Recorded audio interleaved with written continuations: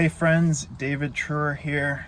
This is my second video in my series of what life looks like going through a divorce and being displaced. If you haven't seen my first video, I strongly encourage you to go back and check it out. You'll get a ton of context for where I'm going with this.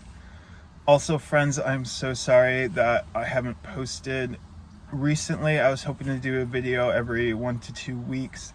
It's just, I've never experienced pain this deep. I went to a really dark place and almost lost myself a couple times. Luckily, I have friends and family around me to help pick me up and kind of tell me who I am and encourage me, saying that this isn't the end. And so I'm back at it. Some life updates. I finally procured a home. Not necessarily because I wanted to or needed to. I have a kid on the way. He's about a week or two out. I have a lot of excitement around that, but I also have a ton of fear and anxiety just because I don't know when I'll be able to see him or if I'll be able to see him for a while.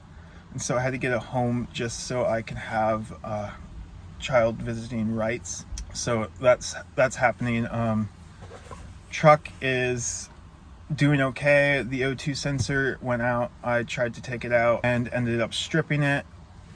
So I'll have this truck for 4 to 6 months hopefully, and then get rid of it. Still planning on getting the van. I'm about 4 to 6 months out just because renting takes up some of my income, and so I won't be making as much. I'm doing a ton of research to see what the best products are, and hopefully we'll share that down the road with you guys. Anyway, some tips and tricks of how to live in your car, van, or truck successfully. I've done about 6 months of living out of a vehicle / camping out of a vehicle. And so these are some of the things I picked up. First off, where do you get water? Where do you shower? And where can you get electricity? And the answer to that is Planet Fitness. About 4 years ago, me and my brother got memberships to Planet Fitness and did a 3-month road trip, and we found a Planet Fitness in every state that we visited. We did about 44 of the states, and there's a Planet Fitness, so we could shower every day and we could get fresh water, and we could plug our battery packs in. So this is my battery pack right here. It charges my phone and my Apple Watch 4 times before it's depleted. But yeah, I'll show you at the end of this video how to go to Planet Fitness, hook up this power pack, and charge it throughout the day. My Planet Fitness is 24 hours, 4 days a week, so I end up leaving it overnight and then come back in the morning and pick it up, and it's safe and sound, and I'll show you that at the end of this video. Also, fresh water is a must. I have 3-liter jugs of water, and I fill up at Planet Fitness, and also have a 5-gallon jug of water for extended trips. I found that sometimes when you're camping, a Planet Fitness is 1 hour to 2 hours away, and that's gas money and time to go get fresh water. So I end up just filling that bad boy up with the extra water I have left over every day or at a grocery store, and that's just a reserve for if I go on an extended trip.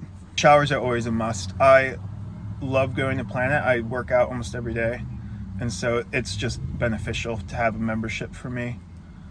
Next is an ice box and ice, and an ice box is a must. I ended up getting rid of mine after I got married, and so we just used hers, and I found myself needing an ice box, and I wasn't sure the duration of the time. I actually was displaced about 2 weeks before the divorce was filed, and so for 2 weeks I ended up eating out really minimally, but $20, $30 a day eating out, and realized that it was really eating into my resources. So I ended up getting an ice chest. I found 2 great places to get ice. McDonald's has about 8 pounds of ice for $2. Home Depot has about 10 pounds of ice for $2.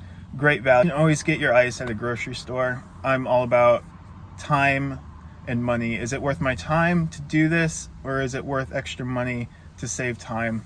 So it's all a preference. Then comes a fan.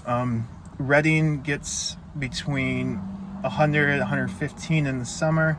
Really hard to sleep. When I was sleeping out in my truck, it was about 100 degrees at 8 o'clock. And I was like, this is too hot. I can't get to sleep. And so I got this fan. I picked this brand. I have a ton of tools that take the battery. And so for me, it was like, why not buy the fan? I have 2 big batteries and 3 little batteries for that. And the battery for me lasts about 3 to 8 hours, depending on how fast I'm running the fan. Also for sleep, I find that melatonin helps. I'm about 6'5", and my truck cab is 6 feet. And so I don't fit. And so it's really hard sometimes to get comfortable. So I just pop into melatonin about an hour before I'm ready to go to bed. It kicks in and I sleep like a baby. And I don't abuse it. Right now I'm not taking melatonin because I don't need it. But when there's special circumstances that you need to take melatonin, especially when finding a safe place to sleep. Here in Reading, the Walmart decided that they don't want people sleeping overnight in the parking lot. I've managed to get away with it by putting up cute things that block out my side windows, and then I have a silver thing that goes across my windshield, and it just kind of conceals my presence. And I know in other states, Walmart and 24-hour grocery stores aren't really particular about you sleeping there. I find that sleeping in your vehicle can be very taxing on your body. I have a ton of blankets and padding that I put down on my seat to help keep my body elevated and comfortable, but I still find myself sore.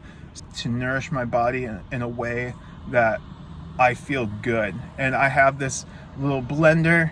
I love it because it takes a C-port charge it off of my truck battery or charge it at a Planet Fitness and make my smoothies every day. I drink about 2 to 3 smoothies with protein powder in it just to help build my body up and keep it nourished. I find that living on the road or living in a vehicle puts some stress on your body. That's why I also work out every day. I run, I walk, I stretch, and I just work my body out to allow me to feel good for the next day. Hopefully these tips and tricks help.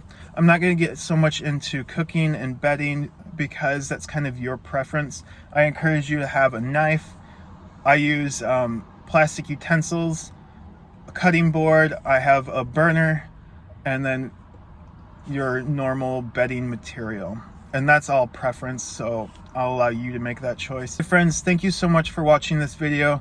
Next week, I'm taking a trip out to Hat Creek to show you what I eat in a day camping, in a day and living in my truck, and just take you out to a beautiful part of Shasta County. Also, it's about the end of trout season. Catch a couple rainbow trout before they are gone. Anyway, thank you again, friends. If you like this video, like and subscribe.